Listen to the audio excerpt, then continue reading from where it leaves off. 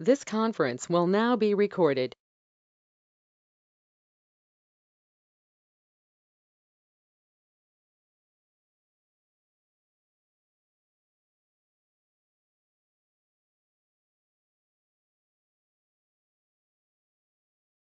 Good morning again. Okay, so what we will do today is yesterday I've given the introduction about the course, introduction about the performance engineering, what are all topics we are going to cover, what application we are going to use it for our engineering activities. All these things I have given a walkthrough, right? If any of you have any questions, please let me know. We can discuss initially itself, and then I'll go over to the session. Anyone have any questions?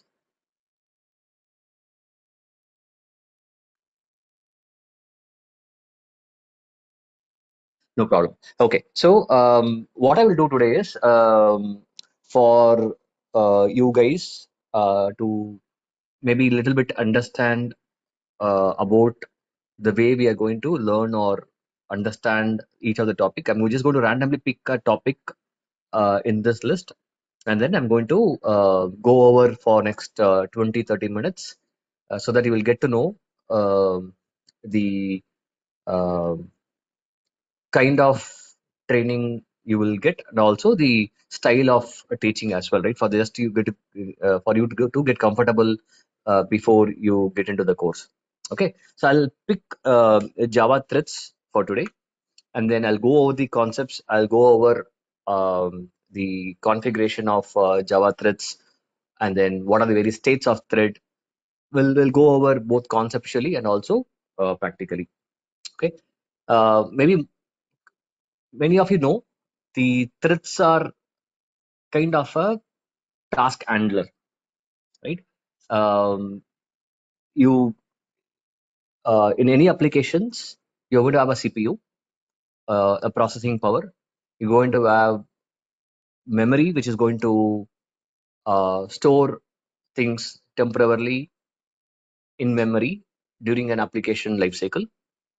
And in a web application, you open your browser and you type in your website, say hdfc.com or icicibank.com, and then the request comes into from your browser to your server. Okay, and then once it reaches a server, every request will be handled by a thread, right? You just think that it is going to be an handler. It is going to receive your request, and it is going to uh, pass it on to the JVM, and it is going to get processed. So you can just think that it is going to be an handler. Handler is nothing but it is going to receive the request. It is going to take care of your request until the response is sent back. Okay, and there are going to be multiple threads available in your server to handle concurrent request, right? Obviously, you might be running in production. hdfc.com will be accessed by say thousands of users concurrently at the same time. There will be 1,000 logins or 1,000 people trying to do some transfers, looking into statement. um, so all these transactions are going to happen concurrently to the server. All these requests will be handled by threads, and it is going to be limited by the number of threads as well, right? Um, so you're going to configure the threads in such a way that you can handle the required load. That is the definition of a thread to keep it very simple. Okay, what I'll do is I'll explain the thread in maybe a little bit simpler way so that you can understand the concepts of how threads are created, how threads are what are the various states of thread. Okay, see, you all are, we are, in fact we all are now very much use all these Swiggy, Zomato, Zepto kind of a uh, uh, food apps, right? Food apps are all common items are now being delivered through these Swiggy channels or Zomatos. Okay, so we all know how it operates, right? You open the app, you order food, and then it is getting delivered. And we all know there are going to be a lot of people employed in Swiggy or Zomato, the delivery person who are going to be operated in that particular area. Right? So there are going to be say 5 or 8 or 10 Swiggy delivery person who are going to be initially they might be say idle, they might be say near to some of these restaurants, the parking lot, just waiting for the orders to come in, right? So all these delivery people who are been employed will be waiting idle state initially without any work in the parking lot. And then say a person is ordering a Swiggy through an app for a particular restaurant. The request will be assigned to a particular delivery person who is free. And then what he will do, he will go and wait till that food is getting processed, and then it will once it is done, he will receive that and he will deliver it at home. Same thing happens for the other people as well. Whoever orders and whoever is free, that request is going to get that delivery is going to get assigned to a uh, particular delivery person, and he is going to repeat the same thing. So what happens is in a round robin, these delivery is going to get assigned, and the Swiggy delivery people will be in a um, idle state for some time, depending upon the demand, and then you will be busy, you'll be delivering it. That's how this life cycle is going to be in a daytime, right? In a particular day, in a particular peak hour, and what happens is see in the morning maybe around 8 to 10, or evening around 6 to 9 is a peak hour, right? Other than that, maybe evening 3 to 5, or morning 10 to 12:30 or 1:30, we don't see a lot of orders, right? So what Swiggy will do is they will just employ say 10 or 20 people in the peak hours, and maybe in the non-peak hours they will have just 4 or 5, right? More of a part-time. That's how they handle the peak hour request and the non-peak hour request. Okay, so that's a typical life cycle of a Swiggy delivery channel. Okay, now let's just for a comparison, not an apple to apple comparison, but we'll just compare this with the application threads. Okay, here the application threads are similar to your delivery person. Okay, initially when the application is get started, your threads are going to get started, and until there is a request coming in, all these threads are going to be idle, right? Idle, or uh, we also call it as a parking state. Okay, similar to the Swiggy people waiting in the parking idle, we also call this as a parking state, idle or parking. Okay, and then when a particular a person opens a browser and then type in hdfc.com and do some operation, the request will be assigned to a particular thread. So depending upon number of requests, the threads will get busy, threads will get idle, threads will be running. It will be just going on between these different states, right? And to handle the peak hour or non-peak hour, in Swiggy, what I told is the peak hour they might employ 10-15 people. In non-peak hours, they might just have 5 people.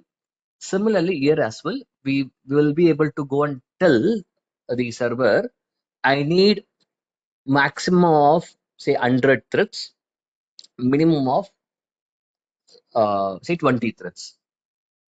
Uh, Only difference is here server will handle it dynamically, right? You no need to specify peak hours, non-peak hour. Depending upon the incoming traffic, all of a sudden, if the traffic is high, it will spin off additional threads. Initially, JVM will get started with the 20 threads. It will keep running. When it sees that the thread utilization is very, very high, lot of requests is coming, then it will spin additional 5 threads, 10 threads, 20 threads. From 20 it will go 25, 30, 40, 50, maximum up to 100 only. Okay, because you're given maximum as 100. And again, if there is server is not busy, when the application is not receiving a lot of requests, again the server intelligently will shut down those additional threads to a minimum level of 20. So always it is going to be between 20 to 100, not more than 100 or not less than 20. Okay. Yeah, only difference is in Swiggy, you will not have that flexibility. You just cannot have people in reserve state and call them and ask them to support you, right? So instead, there will be a fixed people employed in the peak hour, 20 people. In the non-peak hour, it will be a fixed people of 5. Wherein here in the application context, you have this flexibility. Server can intelligently spin off additional threads on demand, right? Yeah, that's a simple analogy between the way threads operates and Swiggy operates. Yeah, I thought it will be easy for you to remember if we go with these kind of a comparison. So it's not apple to apple, but it's more of a us to understand and remember. These are the various states. I was speaking about various states of thread, right? In the life cycle, from the moment your JVM is started, the thread is going to get created. Okay, the moment it's created, we call it as a new. The thread state is new.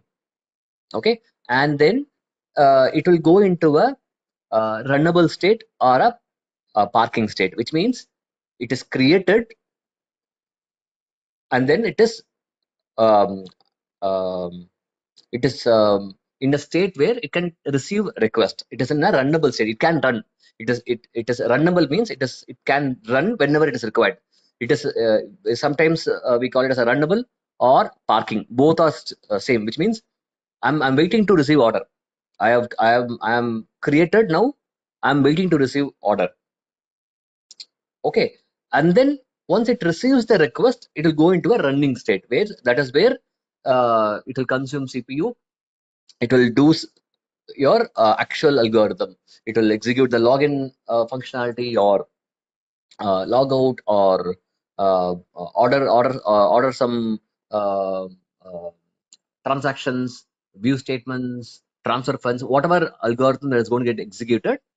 That time the thread will be in a running state. Okay, so runnable and then running.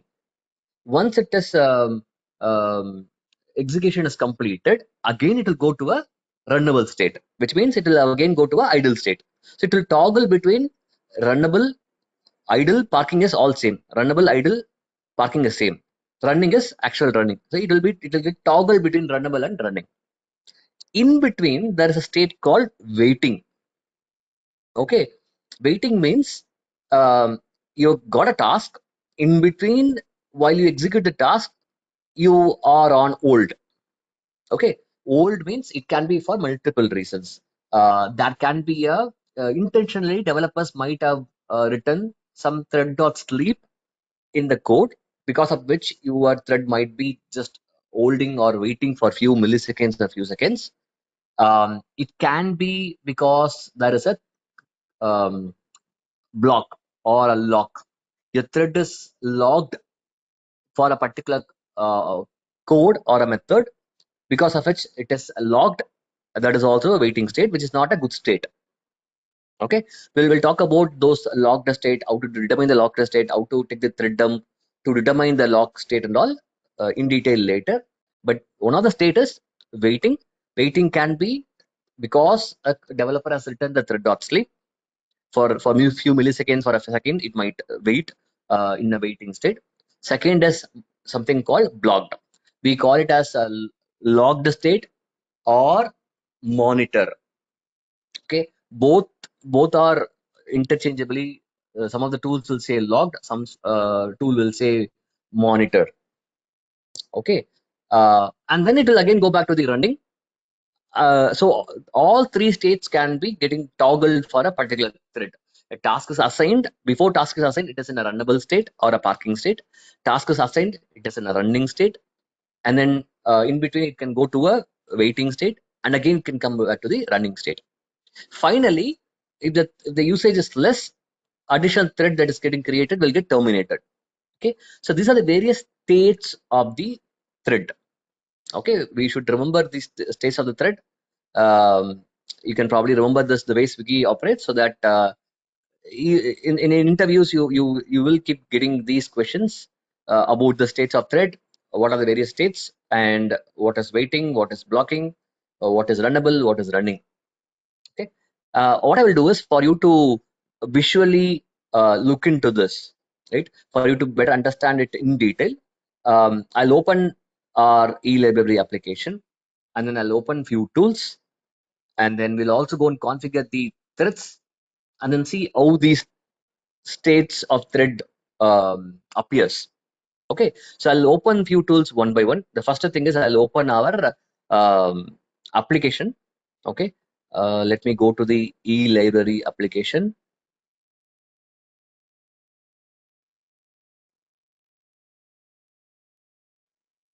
Okay, the installation of Tomcat, deploying your war file, and then setting up your application server. So that I have a separate video which is very simple anyway.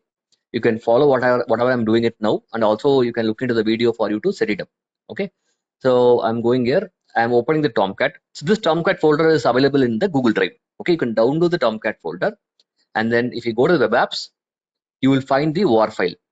Okay, whatever war file I give it in the drive, you can download it to this folder. Remember, the war file name is elibrary.war. E and L are caps. Okay, just a few simple typo mistake will not allow you to access the application. So just remember, when you download, even if the name is different, I might have given e-library underscore response time issue, e-library underscore thread issue, e-library underscore memory issue. When you copy to the webs folder, always rename it to elibrary.war. Okay, I'll delete other war files. Okay, now what we'll do is we'll go and before starting the server, okay, we'll go and check the configuration of your server in terms of thread. Okay, go to the configuration file, open this server.xml.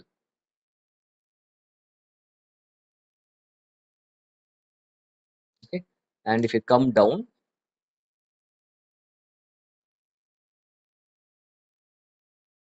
yeah, if you come down, I have given the port in which the server has to run. You can, if you want to change, you can change it to 8080, 8081, 8082, whatever you want. By default, I'm given as 8083. Okay, and then what I will do is I'll go and change this to, for now I've given the minimum thread as 4, and then maximum thread as say 6. Okay, and then I will save it. What is the maximum value we have to give, what's the minimum value we have to give for the application? Typically that is going to be part of your JVM benchmarking, which I will talk about it later. Be depending upon the requirement, depending upon your response time, depending upon your CPU usage, depending upon your heap usage, we have to configure the minimum and maximum. Okay, so there are a lot of things that needs to be factored in before we finalize the maximum and minimum, which we will learn later. But for now, for our just understanding, I'm just keeping 4 and 6. Very small value. Okay, I've saved it. And similarly, I will also open the bin, go to this catalina.bat file. This is where we go and configure your heap. Okay, so this I will open with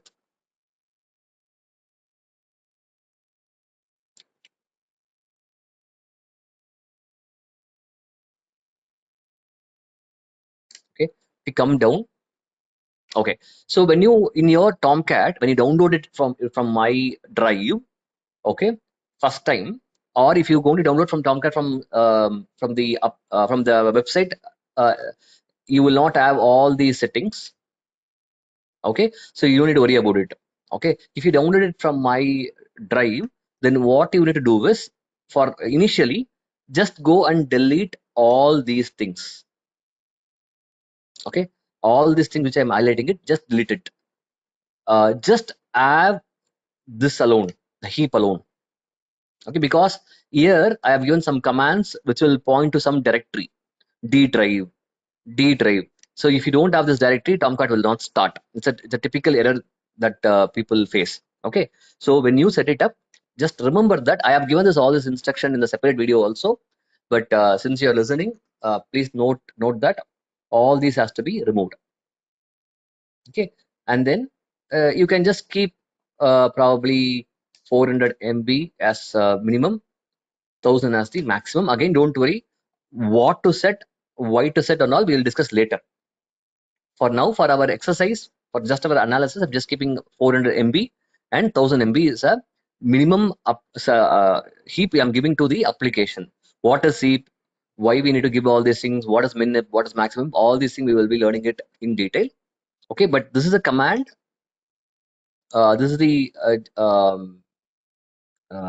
parameter where you can pass on how many what is a heap, initial heap that you have to give to JVM, and what is the maximum it can go up to. Okay, that alone you change it. All other things you can remove it. All these things you just delete it for now. Okay, and then save it. Once the thread configuration is done, once the memory heap configuration is done, then you can go and start your server.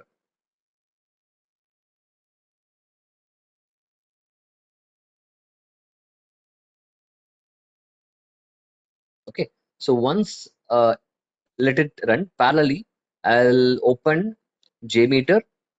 Jmeter reason is I'm just going to run some few requests concurrently for our understanding. So I'll go to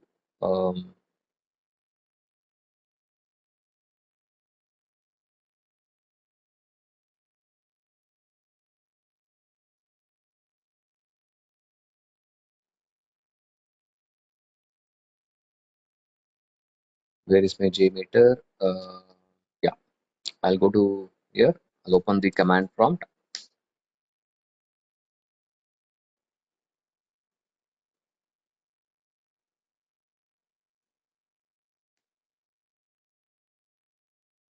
Let it start. The application is started. I will open the there's a tool called JVisual This is also available in the drive for you to download. Okay, you just need to download that JVisual You need to just extract it. You will get this folder. Okay, you will get this Visual VM folder. Open it, go to the bin, and then open this Visual VM.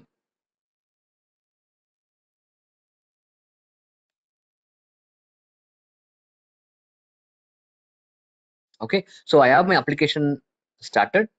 I have my Jmeter opened, and I have my Visual VM opened. Okay, so Visual VM is one of the monitoring tool like JConsole, right?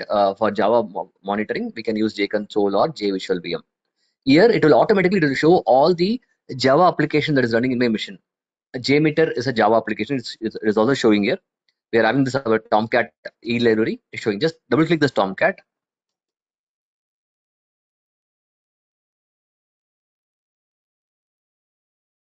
Okay, and go to the threads.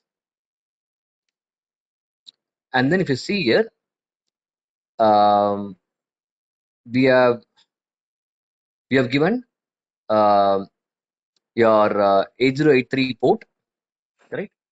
With the thread minimum as 4. If you see here, in HTTP 8083 executor 1, 2, 3, 4. Only 4 threads are created, right? And all the 4 threads are in orange color. The orange color is nothing but, if you see the right bottom, the orange color is parking or runnable. The threads are created and it is waiting for the request to come in. So it will be in a running state, or sorry, it will be a runnable state or in a parking state.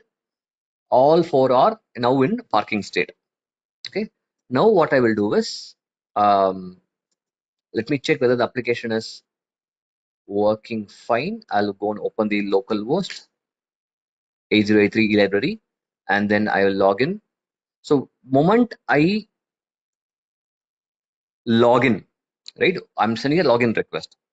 Now you will see one of the thread is picking the work. Physical executed 2 randomly. Now it picked the work. It is now in a running state, green running state, and it is going to a gray sleeping state. Again running state. Running, sleeping, running, sleeping, running, sleeping, and then now again it went back to the parking mode because the login is completed. So login is completed. There's no the request is completed. So now again it went back to the parking state. Right now, if I go and run this test, I'll just very small test. I will run it. Okay, with a few users. So I'm opening my Jmeter script, which is also going to be available in the drive. Okay, what I will do is I'll just say run a test for say 3 users. Okay, and then what I have here is I have home page, and then I have a login, and then I have view librarian. Only 3 transactions I have it. Okay, so I'll just run the 3 transactions with 3 users. We'll go here. Now all the 4 are in parking state. Now you will see one by one it will start picking the work. The executive third is now having is in running state, 4 is in running state, 1 is in running state, right? So the all these threads will pick the work randomly, and it will go between running, sleeping, parking. If at all there is any block or some kind of a wait, it will also go to the waiting state. Sorry, to the monitor state.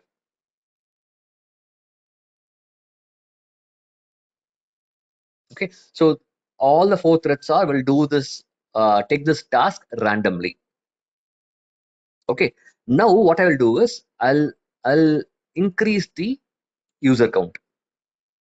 Okay, now since I have given see in our thread configuration we are given minimum as 4, maximum as 6, right? Now we will see how additional threads are going to get created. When the JVM started, it is given only 4, not 6. Correct. Only 4 threads are there in the server. Now I'll go and say I'll run for say 8 threads, 8 users. Okay. Don't confuse between this thread, what you see in Jmeter, and this thread.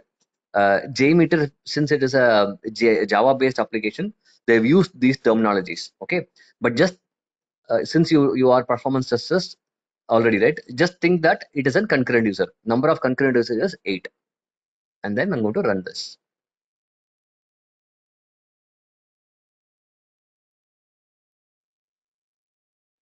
Okay, I'm running this. If you see here, at some point of time, it will create. Yeah, so if you see here, 1, 2, 3, 4, 5, and 6. 5 and 6 is also now created. In addition to the 4 threads, which was originally there, 2 threads are created now, and all threads are now actively doing some work. Okay, so the server is now um, looking into the traffic, looking into the number of requests that is coming in. It has increased from 4 to 6. Okay, so that's how the additional threads will be created since we have that configuration of max as 6, but it don't go beyond 6. Okay, and if there are if the users are if the requests are more, say now if I'm going to run it with say 10 users or 12 users, then also only the 6 will try to handle this, which means your response time is going to go up. Okay, normally um, these thread issue will come when you're going to run a stress test or a scalability test. We'll look into it later, but I'm just telling you the one of the uh, bottleneck or one of the problem could be you run a load test with say with 1,000 users, response time is good, everything is good. Then you will be planning to run a 1,500 or 2,000 2x load stress test. That time your response time will be more because the thread configuration what they might have added is maybe 500 as minimum, 800 as maximum, which could have handled the 1,000 user test. But when you go to 2,000 user test, those configuration might not be enough. Okay, so then we have to look into the thread utilization and then see if it is more than 80% or 90%. Then we'll go and ask the team to increase the thread based on few other factor as well. It is not straight away you cannot keep on increasing the thread, because it is going to get limited by CPU also. You cannot go and keep on increasing if CPU is more. Because at the end of the day, if your CPU is exhausted, if your memory is exhausted, even if you're going to increase thread, your performance will not improve. Okay, all these things we'll look into it detail in the JVM benchmarking. But I'm just saying the reason we are learning this thread states, how these threads are increasing, how it is dynamically getting created. All these are all the concepts behind the thread utilization. Okay, and normally interesting thing is, if you use tools like AppDynamics and Dynatrace, right? What I will do, they will provide you these alerts very smartly. Okay, if threats are not sufficient. So what I will do is I'll just stop it, and then I'll try to probably exhaust the threads by running some, say, 12 users.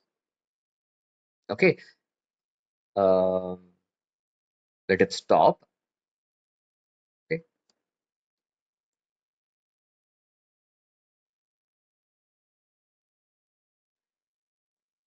let's go to AppDynamics and see whether we get any alerts, or there is something called event. Again, AppDynamics also will learn it a little in detail earlier, later. Last 15 minutes, I'll take it. Okay, if you see here, already there is a event created at 8889. If you open this, that's how the tools like AppDynamics Dynatrace is going to make your job more easy. Okay, if you see here, it says that your thread pool has reached 80% limit. Current pool size is 6, max pool size is 6. Okay, so it will give you a warning. It will give you alert saying that your thread utilization is very, very high. You no need to go into the, say, if the alerts are not there, right? What you have to do, we might have to go to the particular server, go to that node, and then go to the say JMX, and then go to the say MBIN browser, or rather JMX metrics. So we have to go all along to individual graphs. Okay, I'll go to the application,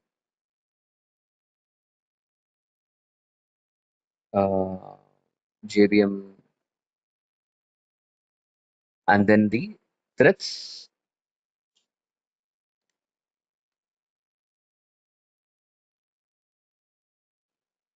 I need to check it here, or like 1 minute. Maybe I'll go to the web container runtime. Yeah,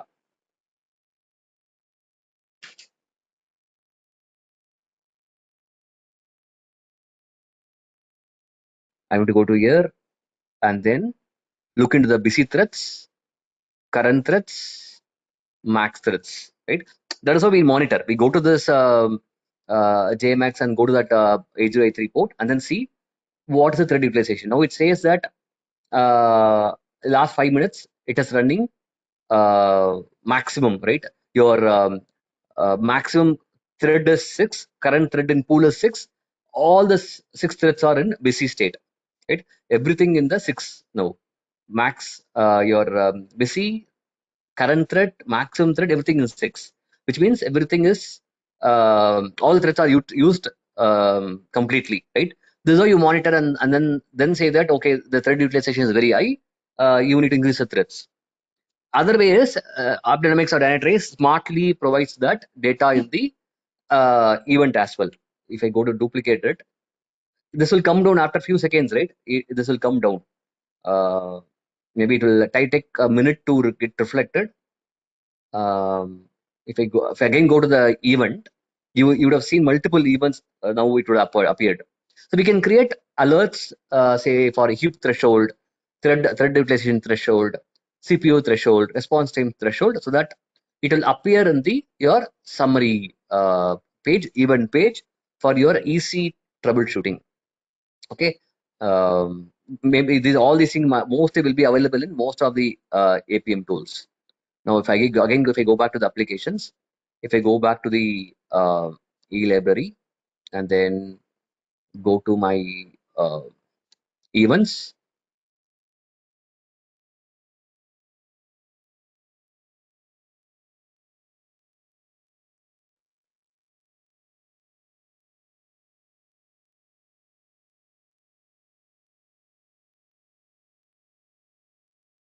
okay, see there's an event at 8:13, 8:12, 8:11, right? All these things are created for this 8083 port, saying that your thread pool has reached the 80%.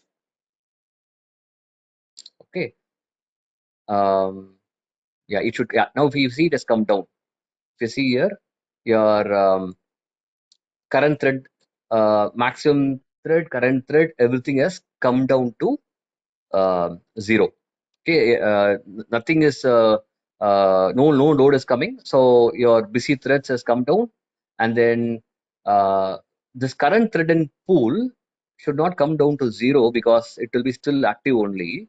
All um, 4 threads will be there. I don't know why it is showing 0. Probably we'll wait for this to get reflected properly.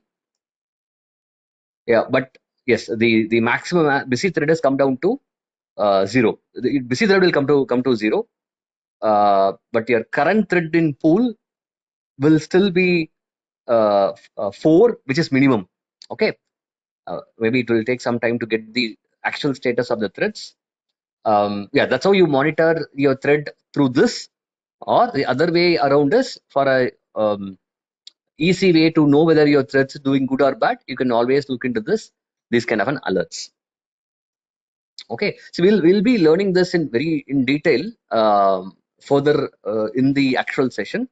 What is thread contentions, when the thread contentions will come, how to monitor the thread contentions, and then if there is a lock, if there are many locks, what it means, how to analyze those thread locks, how to take the thread dump, how to analyze the thread dump, how to find the root cause of the thread locks. All these things we will learn in detail. Okay. Yeah, I'll take a pass. Any of you have any questions on this or on the topics or in general? Yeah, please feel free to ask.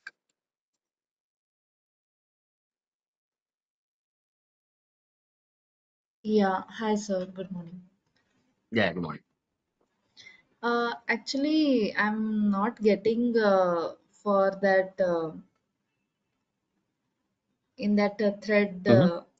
runnable state and waiting state.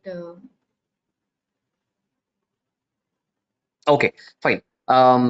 Two things here. Yeah, this One, one. yeah, two things. One is while you are running a test, okay, any load test Yeah, or a test yeah, on endurance test, we will not monitor the thread state, okay, because it will be very exhaustive, because if you have 100 threads, 500 threads, 1000 threads will be moving between multiple states. Okay, it will move between running. If you saw that here, right, it was yeah. just keep on moving. Now we are just having just one, two, three users with 4 threads. It is being moving between different states. So in the ideal case, when doing a load test, we will not open this and then see what is happening. Okay, this is for our understanding of the concept. Now to tell you what is the difference, right? See, runnable or parking is now. If you see here, there is no request, right? Threads are created. All these 4 threads are created, but there is no task. There is no request coming in, right? So it is in Yeah. a, you can call it as a parking state. You can call it as a runnable state or idle state. Okay, Okay. Hmm. if it is running, which means it is doing some work. There is a I'm clicking view librarian. The task has come to server. It has now received the request.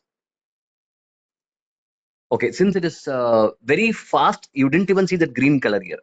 It just went to sleep and then came back to. orange. Now let's do, say, add librarian.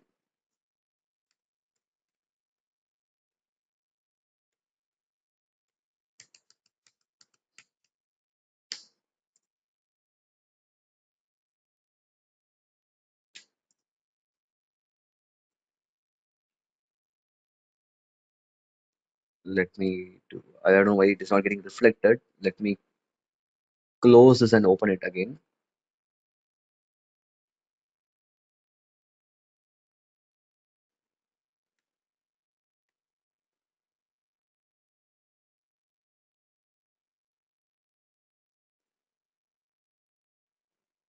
And one more question is that Yeah, hands-on experience will be provided, right, for AppDynamics in future?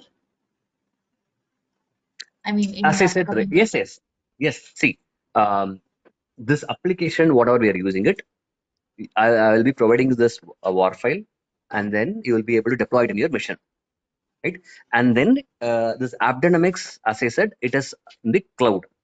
You can set this up in your mission with your login ID also. You can register. It will ask for, it won't accept Gmail IDs, but it will accept the your organization email IDs. Or if you cannot use your organization ID, we will help you with one or two Isha IDs through which you can register, and then you can configure yourself and you can set it up on your own. Okay, that is option. Option one is you have your own email ID and register it. Two, we will provide you the email ID so that you can register. Worst case, in fact, if you don't wanted to go to that level, you don't want to configure at all, I would like you to do everything, which I will anyway teach it. If you don't want to do that, I can just give you the URL and credentials. You can open up in your browser and you can look into it. Typically in an organization, somebody will configure it. They will just provide you the user this URL and credentials, right? That also I can give it. But yes, hands-on, I will help you to know to how to register, for you to know how to register, how to configure this with the e-library application, and then do all these hands-on by yourself. So yes, the answer is absolutely yes. Okay, okay. Thank you. Yeah. So yes, so coming back to your question, um, running is you, there is a work, there is a task coming in for the server from the browser. It will go into a running state. Those two are very clear, right? Runnable and running. Yeah. Yeah. In between, waiting is nothing but if you saw that gray color, right? While I was doing this login,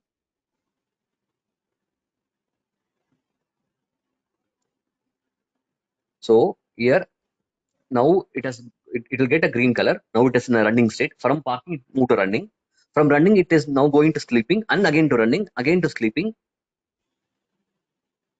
Again it will come to sleeping is nothing but it is one of the waiting state. Okay. Again it went to into parking now. So sleeping is, as I said here, from running it can go to waiting, right? So in waiting there are multiple waiting. One is the sleeping, or time dot thread dot sleep. If a developer has written some code to make the thread wait, it is called sleeping. Okay, that is what you saw. It is a gray. In this tool, they have the split up. They have a sleeping, wait, and monitor. Okay, see, parking we saw, which is very clear. Running we saw very clear. Other three are sleeping, wait, monitor. All three are I have classified here as waiting. Okay, this waiting is nothing but while the task is running, while the thread is actively processing a request, in between it can go to all these three different waiting: wait, monitor, or sleeping. Sleeping is nothing but a developer as a thread of sleep. It will go to it, the thread will just sleep for a few seconds. That is sleeping. If it is getting blocked, if the thread is getting blocked by another thread, for whatever reason, I'll explain what is blocking and all later. The thread is getting blocked, it is a monitor. Okay, this wait is sometimes what happens is if the thread is waiting for some uh, Windows program to respond, if it might call some of your OS program, your Windows program or Linux program, right? Those time it will be in a wait state. Okay. Um, so that is a those are three different waiting. One is sleeping, blocking, and wait. Okay, but you will not look into how many are in running state, how many are in sleeping state. No, the one we might watch is how many are in blocked state. Okay, if when you are running a load test or stress test, sometimes what will happen is the response time will keep on increasing. Your CPU thread utilization will increasing, CPU will also increase, and you will not have any obvious bottlenecks. Your database will be doing good, your third-party servers will be doing good. There is no issue with your methods. Sometimes this kind of a scenario happens. Then we'll go and take a thread dump to see how many threads are in blocked state. Okay, and then we'll go and do a root cause analysis. So those things we'll learn it in detail later. But this is the difference of various states. Okay.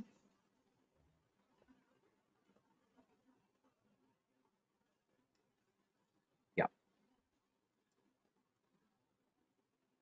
And one more doubt is that in visual VM, Mhm. like yeah, you can just Okay. not in visual. Yeah, if you see here, it is not. I mean, totally now it is not in a running mode, right? So yet it is in some. I mean, consuming some percentage. 2.2 in right side. It is overall. Okay. It is not currently. From the moment the thread is started, how much time it has been running is it's what say 8,000 milliseconds is what it is saying, and it Yeah. 2% is overall. When we again we no need to worry about uh, uh, these percentages. This is see just remember think that when you're running a load test, you're going to have too many threads, too many activities happening. We will not look into this view at all for monitoring. Okay, what we will look into is the one which I saw, right? That chart. It will show that how many threads are running, what is the maximum threads, what are busy threads. That is the only thing you will monitor during a load test. If that is very high, if the response times are high, then you will go and take a thread dump.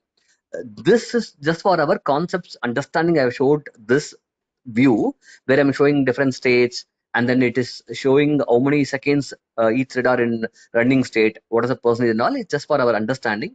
But this total is nothing but from the moment the JVM started, what is the how many seconds is this threads are running.